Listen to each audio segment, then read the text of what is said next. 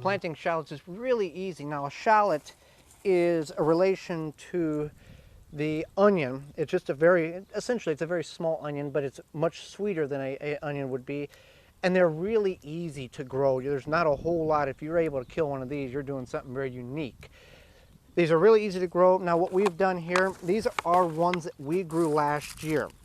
And we saved them, and we plant these are about 4 or 5 generations now that we've saved, and we bought them several years ago, and we've just kept replanting those that we didn't use in the kitchen.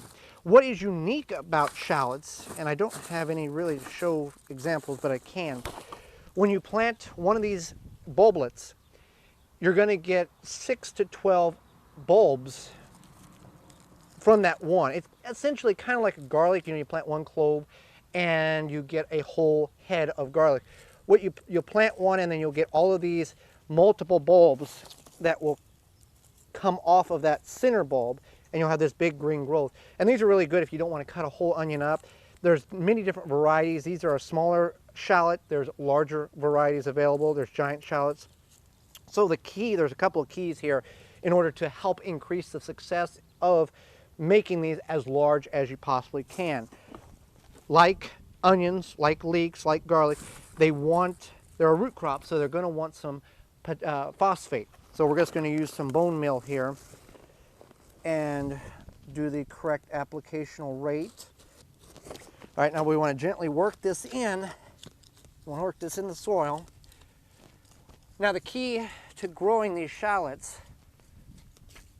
is you want to plant them about 8 inches apart, 7 to 9 inches, kind of give or take. So let's start here, and the reason being is, again, you're going to plant it, and then this is going to come out. It's going to look like a big mound of onions coming out of here. And then once they take about 90 to 120 days. Once the tops die off, we let the tops completely die off, then we dig them up. We don't worry about trying to pull them up early and let them dry that way. So what I've done here, obviously it's just very simple here. Just like if you plant onion bulb sets here, you've got a hard bottom, and then you've got this top piece. This is where the greens are going to come out of for the top. So you just want to take and push this down, or if your soil is a little more dense, you'd really prefer loose soil. Push it down to where that top portion is just coming out of that little dry piece is just hanging out of the top of the soil. Now, if you have problems with birds coming in and pulling them, they'll come and pull them out, and then you got to put them back in. You can put chicken wire or some kind of protective device over this.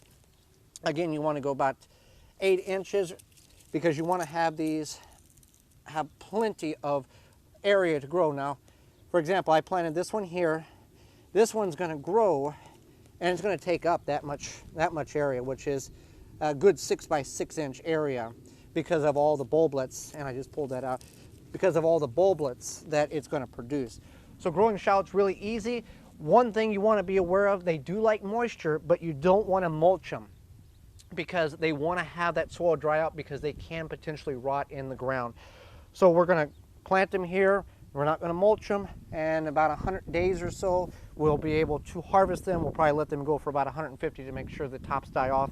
We can harvest them, bring them inside, store them just like we would onions, and then again, what we don't use this year, we'll recycle and use next year, so we don't have to buy shallots. Now, shallots can also be grown from seed like you would if you started onions, but we find that these work very well.